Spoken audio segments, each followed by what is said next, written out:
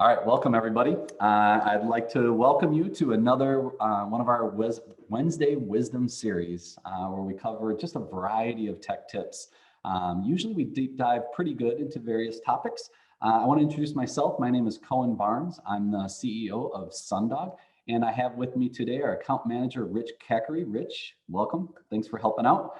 Rich will be moderating the Q&A and the chat session. Just so you all know, at any time, this can be absolutely interactive. So what I'd love is, if you move your mouse down to the bottom of your screen, you're gonna see a chat and a Q&A. Either one of those, it doesn't matter to us. Go ahead and click on that and you can ask a question as we go along, and I would be happy to be able to answer that. Today, we're gonna be covering Microsoft Outlook. So Microsoft Outlook, probably there's gonna be multiple videos on it. Again, I just want to keep us into that 30-minute window if possible. We might actually come up a little short today, which I'm sure all of you would love to get a little time back, but we'll see how it goes because sometimes these go a little bit longer. But what I'm going to do is cover a lot of the cool things that I have enabled in Microsoft Outlook that I think make me a lot more productive and have made other Sundog staff members productive. So I'm just going to start sharing them with you. And again, if you want to ask a question, ask a question. Let's keep it informal. Let's keep it fun. And let's get started. So I'm going to share my screen here. Dun, dun. Rich, can you see my screen? Yes, I can. I have to unmute too. So. All right, fantastic. That's a good thing. All right, so we're recording, screen's being shared. So this is Microsoft Outlook, and of course it is live. This is my actual Outlook. So hopefully it's going to work out really well, but you know how live demos go. So the first thing I wanted to cover is favorites. So if you notice in the upper left-hand corner over here, I have my inbox, newsletters, undeliverable, deleted items, drafts, junk mail, sent items, and outbox. But how did they get up there? First, the reason I have these up here is these are some of the most popular folders that I am in on a regular basis. And especially like undeliverable, that's a really cool one to have all the way at the top, because sometimes you don't realize when you sent an email, especially if you send it to multiple people, what if one person didn't get it? And it could be a while before you might scroll down and actually see in your undeliverable folder that there's a message there. So then also deleted items, I want to access that all the time. Drafts especially, because if you notice there's one draft in here, that just reminds me that I started an email and I haven't finished it yet. So sometimes we all are guilty of it, where we started that email, but the phone rang, we went to answer it, we opened up a web browser, and next thing we know, we have forgotten that we've started composing that email. So it's a friendly reminder for me to be able to have that up there. And junk mail, we're always going through our junk mail, right? Looking for, did a client send me something? Did a vendor send me something? Sent items, I just like to be able to click on that because a lot of times I'll go back through, oh, did I send someone that email? Oh, yep, sure enough, there it is. And then my outbox, because I want to make sure something didn't get stuck in the outbox. So to get them in the upper left-hand corner, your favorite folders, all what we have to do is mark them as a favorite. So I'm going to give you an example. Let's say Dale here is a folder in my inbox that I want to move up into the favorites column. So all what I have to do is I have to right click on Dale with my right mouse button and I click add to favorites. And now Dale's there. It's literally that simple. So if I want to remove Dale, I can go up to Dale's in my favorites folder. I can right click on him and I can select remove favorites. And something, I did make a comment about my undeliverable folder. That's actually a message rule that I got going on, which we're going to cover in a second, how I can always make sure undeliverable emails show up there so I see them.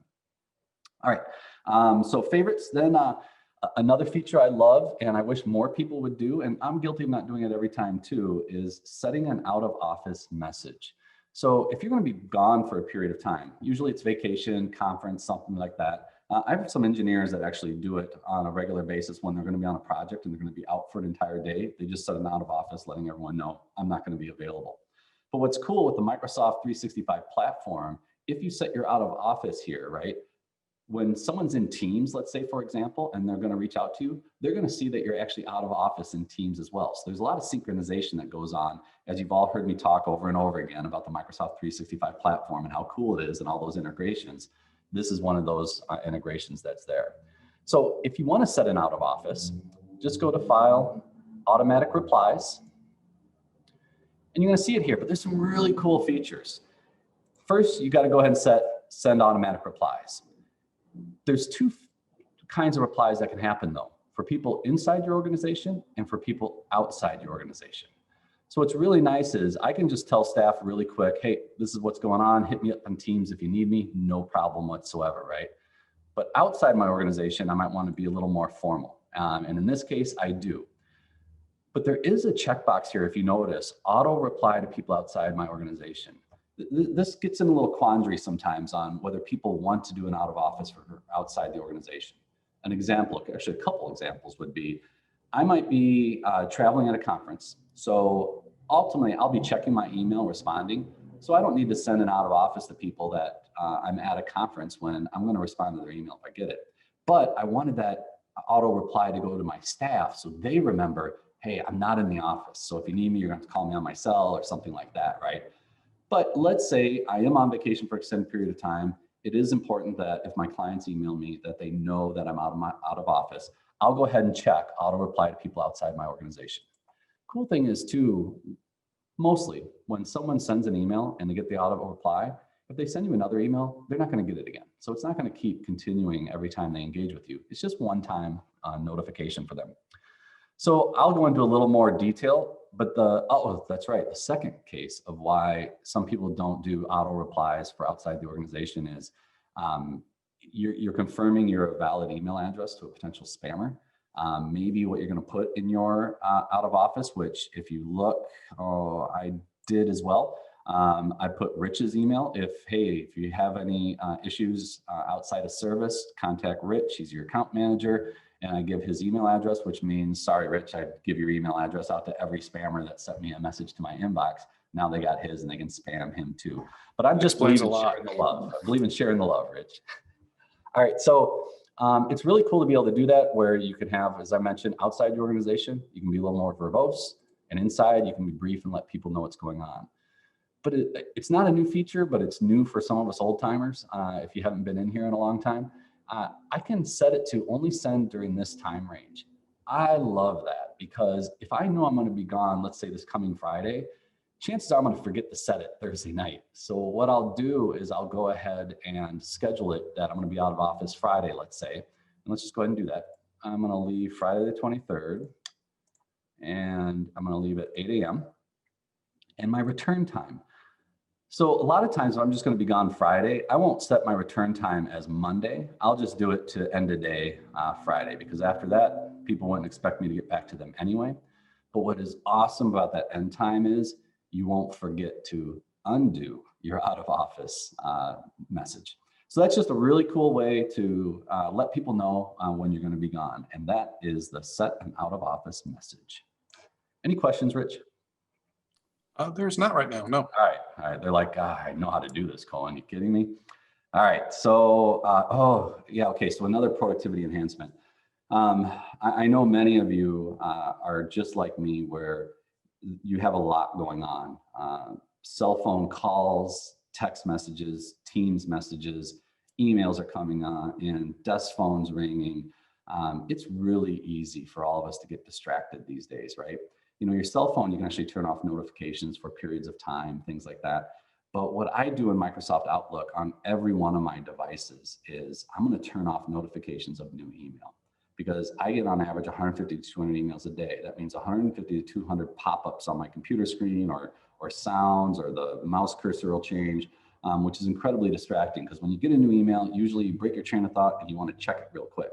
So I want to eliminate that, because I'm in my email enough. I don't need to be notified whenever I get a new one.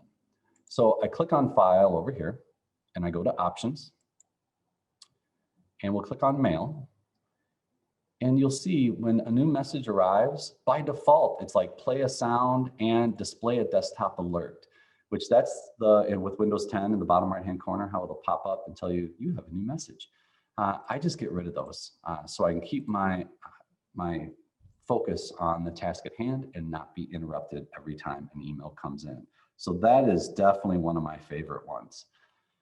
Another one, and we did a quick tech tip on this, but I wanted to cover it in here as well, because there's a reason why I really believe in these things, and it's the having a signature file set up. So what I mean by that is, every time you go to send a new email, putting your contact information at the bottom.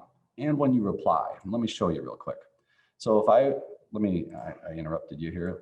I went to File, top left, then Options, and then I clicked on Mail here. And I'm going to go to Signatures.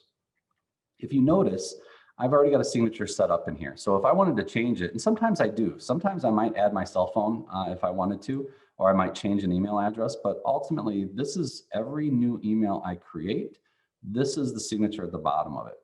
Why this is really important for everyone, in my opinion.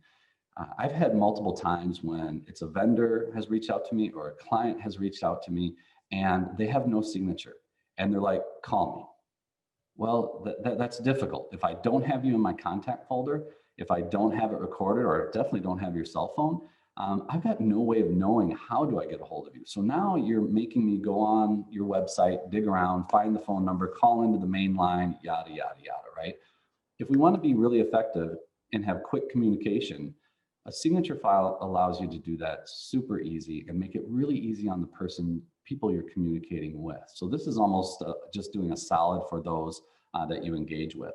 But what also is important is I'm a big believer in putting a signature on your replies and forwards as well. Because sometimes you could add someone to an email chain and they might not have that original signature file, or especially if I'm sending you an email and you're replying to it as opposed to just sending me a new email. If you're replying to it saying, call me, again, without a signature file, I don't know how to call you and it can be pretty annoying. Cool thing is too, you can create multiple signature files. Some people have dual roles or they're operating as multiple companies. You could actually hit new and you could create a whole new company too signature file, and you'd be able to choose that when you send emails on which one do you want to actually use. Cool, signatures. All right, oh yeah, conversations. So in your inbox, when you get a bunch of emails, and I have an example I'm going to show you here in a second with a local initiative that's going on right now, where it's just been back and forth and back and forth and back and forth. When you're in those, especially if it's a larger group, there's 8 people in the email chain and everyone's responding. And it could be one of those things as simple as, where does everyone want to go for lunch? And you send it out to all your staff and they all reply. And there's some back and forth and some joking. And next thing you know, you have 15 emails just sitting there, littering your entire inbox, right? Wouldn't it be cool if we could collapse them and consolidate them all into one conversation? And that's exactly what Microsoft has created, is the ability to create conversations. So if I go into DeKalb County Unites, you are going to see, here's probably a good example. So, well, we'll just use the top one. So here was, we're setting up an initiative and we're testing, doing a webinar with a bunch of people in the community. And if I click, you see this little arrow in front of Bill's name here? If I expand that, you're gonna see there's a few emails in here. And what that means is, if the subject line is the same in all the emails, Outlook is gonna identify those as one specific conversation, and it's gonna group them all together. But what's really powerful about it is, if you notice here, it tells me this email is in my inbox right now. This one's in my sent items. What I love about that, and this one is in the Unites folder that we're in right now. So it went through all my folders, sent, inbox, subfolders, and anything with that subject, it consolidated them all in one place, because that's great, especially when email chains break off. You're not sure if you replied or someone else wants to know what your reply was to that. You can go and when things are grouped by conversations, it's really easy to be able to find those emails and interact with them, again, to be more productive. You can see we've got a few of these in here. Let me see if I got a bigger one. Yeah, oh, here we go. Yeah, so look at this one. I don't even know how many this is, 8, 10. So imagine if I didn't have this in conversations, they would all be littered and intermixed amongst all the different kinds of emails within this particular folder, which again would have been a real hassle when I go back and I try and engage with it. So again, this is just a cool way in order to maintain some productivity. All right, Rich, I'd be remiss if I didn't ask if there's any questions. There are no questions. Man, what do you guys do? You're all eating probably during lunch or something, or you're distracted. All right. Your teaching is phenomenal. Yeah, exactly. Thanks. All right, creating folders. if you noticed in here, you are going to see I have a lot of subfolders. Let me go to Unites here. So what I do is we all have our different styles of being organized, and you know, you can search for an email in Outlook, and it's a very powerful search. So in theory, if I ever wanted to find an email, I should be able to just keep everything in my inbox and have 10,000 messages in there. And whenever I want to interact or find one, I can just search for it.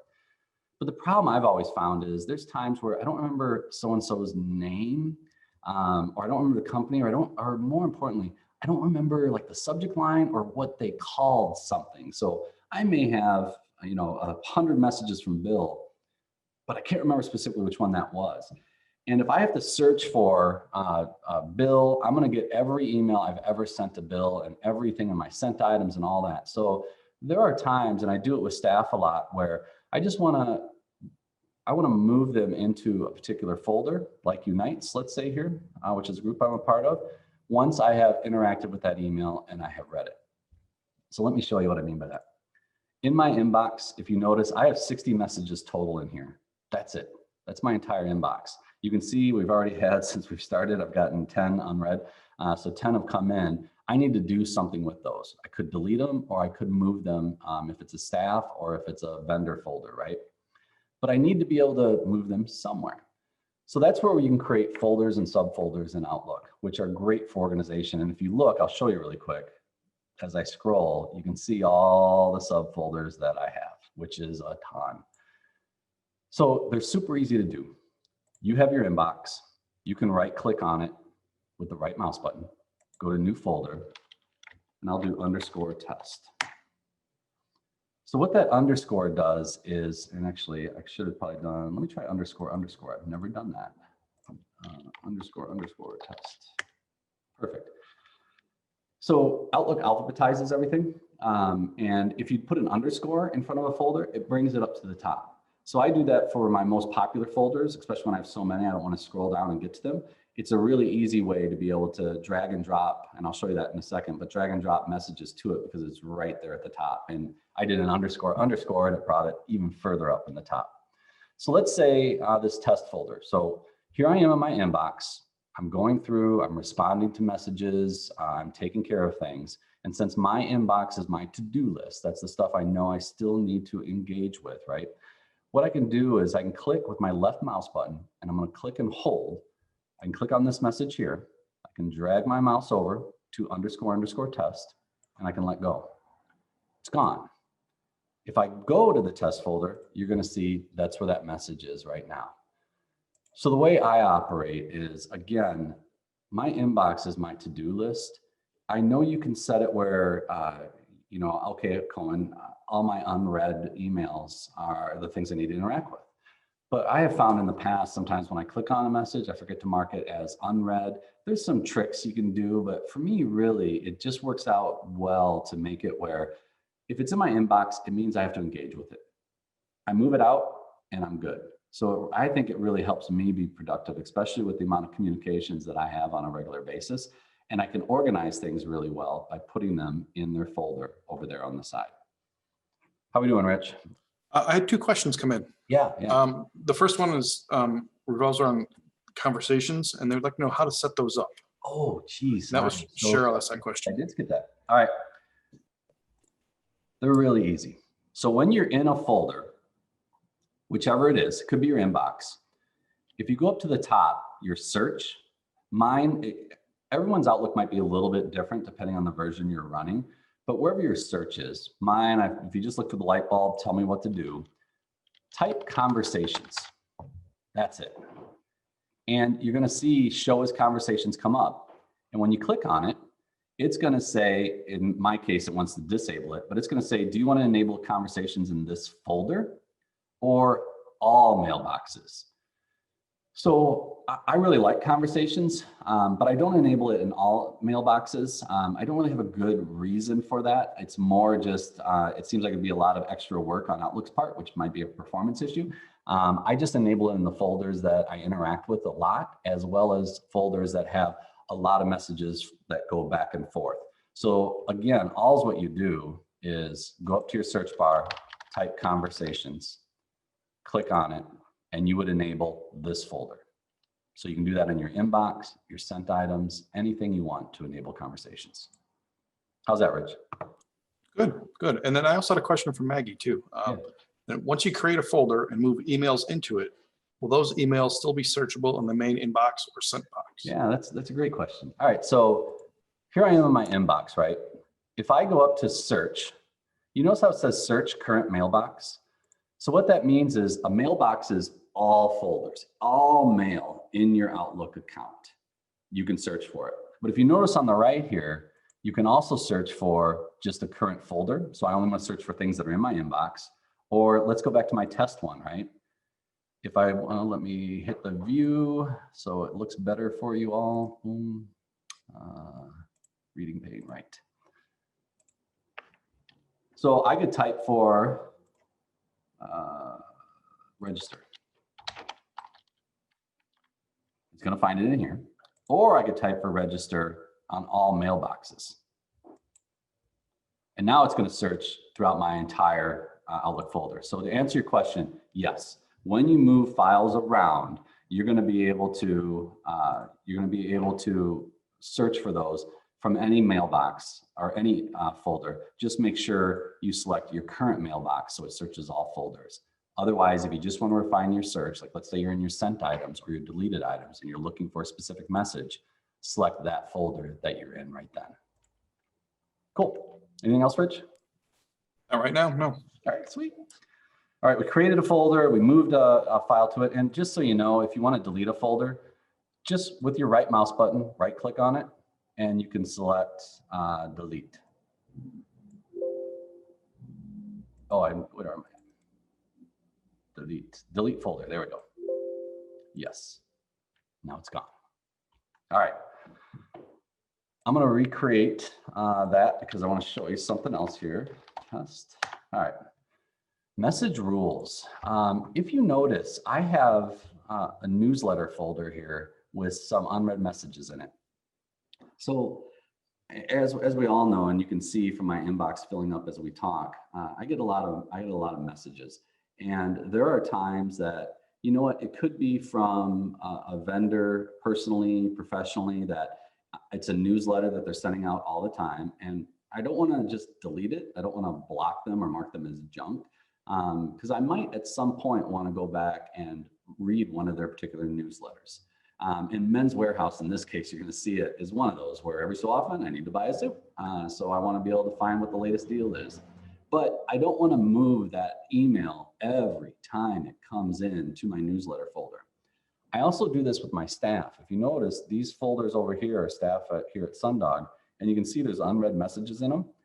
Those messages, I have message rules for where when an email from Dale comes into my inbox, I have it automatically moved to the Dale Boughton folder. So let me show you how that's done. We'll do Focusrite because they're a new thing that I just signed up for, that audio equipment I was telling you about.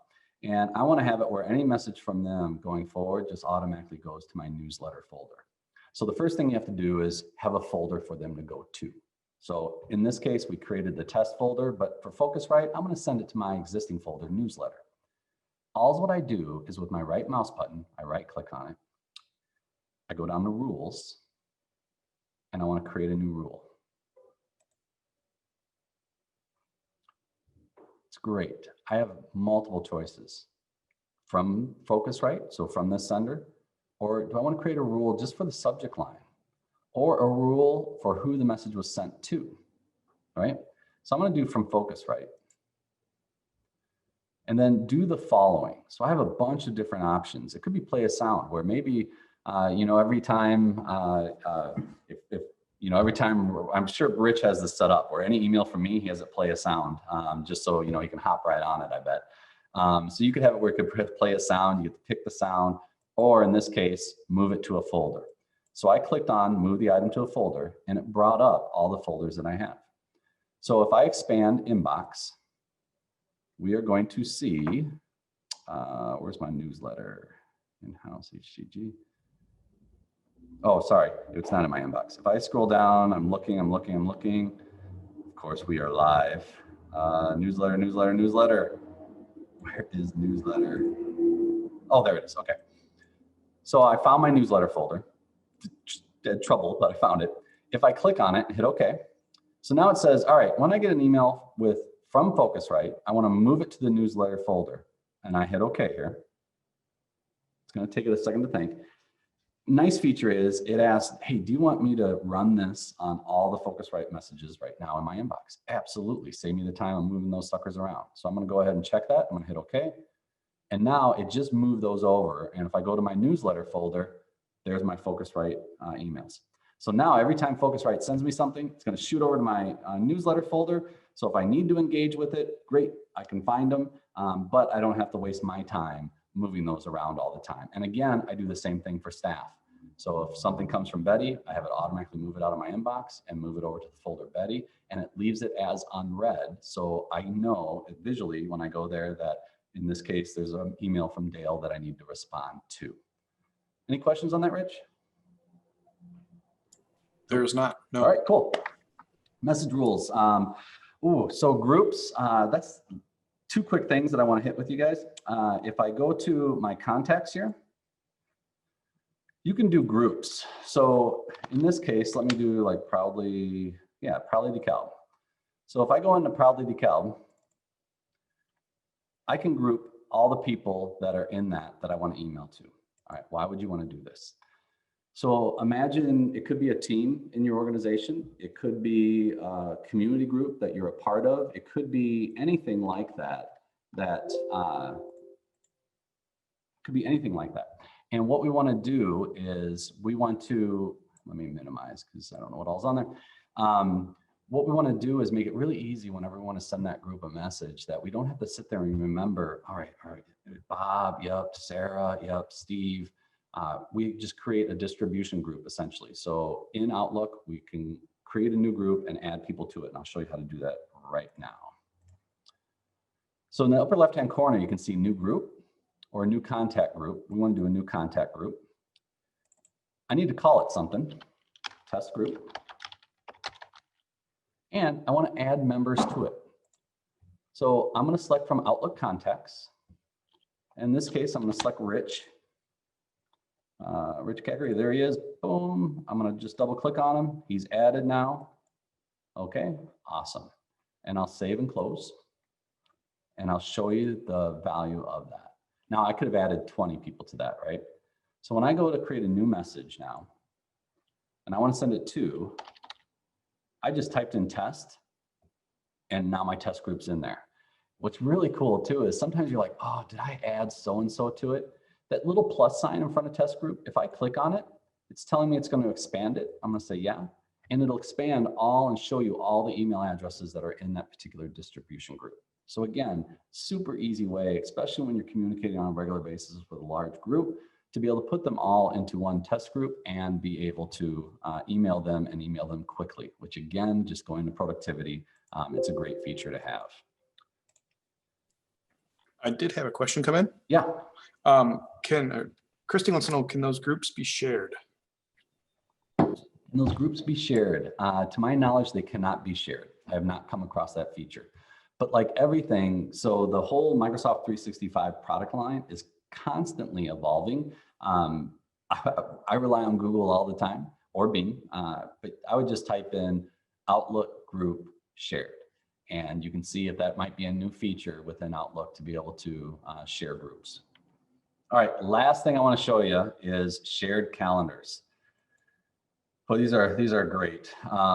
So if you notice, we'll actually go to tomorrow. If you notice, like here's my calendar, right? And I use color coding and stuff, but that's another topic. So if I wanted to know, all right, Rich, I've got an opening at 1 o'clock and I want to see if Rich is available for me to schedule him.